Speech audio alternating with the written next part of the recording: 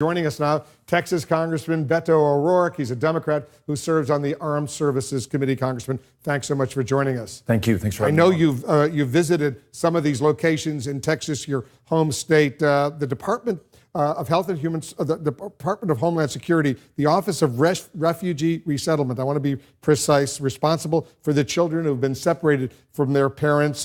What concerns you about how they're operating? 2,300 kids are still separated from their parents. When I was in McAllen last week and went to the busiest Border Patrol station on the U.S.-Mexico border, saw those parents who just survived that 2,000-mile trip with their kids, then saw the kids after they'd been taken from their parents, and asked Customs and Border Protection officials, the Director of Consequence Delivery, if you can believe the name of that department, whether they could track those kids once they went into custody of the Office of Refugee Resettlement. The answer was, we don't know.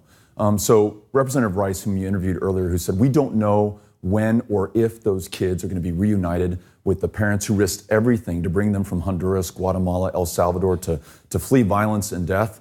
We don't know if they're ever going to see each other again. That deeply concerns me. I'm going to go back to Tornillo, the new tent city that's been constructed just outside of El Paso to house these kids, to actually be able to see them and ask those who are operating these detention centers what we are doing to reunite mother and child, father and child. I know your district, your congressional district includes parts of El Paso over there. There seems to be a lot of confusion since the president signed this executive order yesterday about what's happening right now. Are children still being separated from their parents? Are you confused? Do you know what's going on right now? My understanding is that children are no longer being taken from their parents, but that 100% of those families that are trying to ask for asylum in between the ports of entry because they may not know where to cross. It may be that the cartels control the crossing points, are being arrested, are going to be prosecuted, that they're inquiring with the Department of Defense how they can house up to 20,000 additional children right now. There's an alternative to this. There's the Family Case Management Program,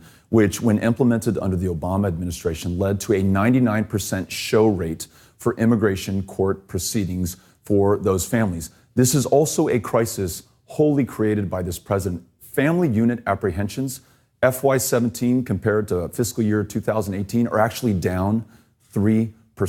There is no crisis in arrivals. There's only a crisis in what this president has done by treating these families so inhumanely, by torturing these kids, lifelong trauma of which they'll never be rid, and staining the conscience of this country. It is up to us now to decide whether or not this is American. This is being done in our name.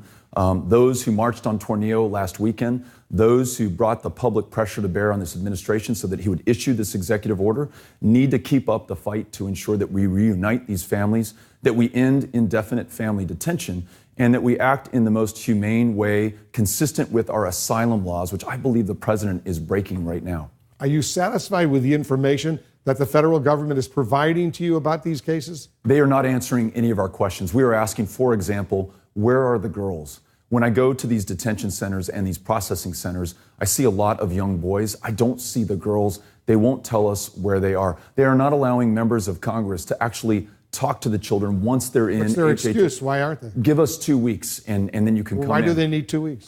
We asked the same question. Congressman Joaquin Castro and I are both going to Tornillo on Saturday, where HHS has finally relented and said, you can come in and finally see these kids. I don't know why it's taken them 2 weeks to allow us to do that, but we're going to make the most of that opportunity and check on the welfare of those children and try to help reunite them with the parents from whom they've been separated. Because what I don't understand, if there's nothing to hide, what's the big deal about not just letting you, but journalists and camera crews go in as well?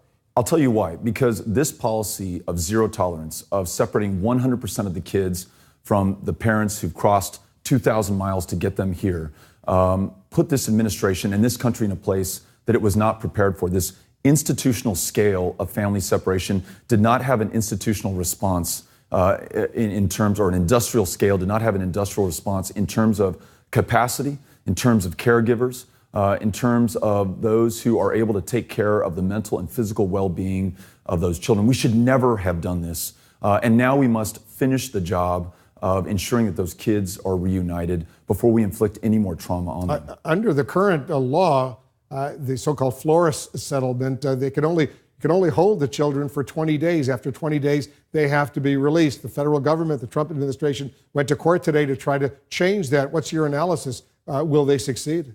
This shows you how malicious this president's intent is, because what they've promised is that if they're unsuccessful in this challenge to Flores, then they're going to go back to separating families. This is only a temporary reprieve by this president. And Wolf, let's remember, this is a president who's called those asylum seekers, some of those asylum seekers, animals.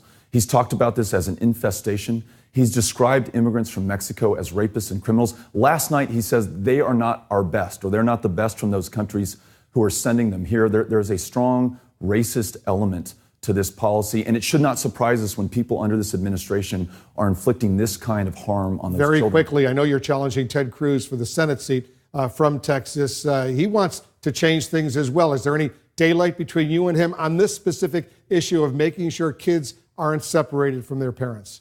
Unclear to me, because he said when the media tell you that they're concerned about those kids, they're just really trying to justify criminals and criminal behavior. This is a guy who wants to build a $30 billion wall. This is a guy who wants to deport dreamers. I don't think he cares about keeping those families together. If he did, he'd stand up to this president.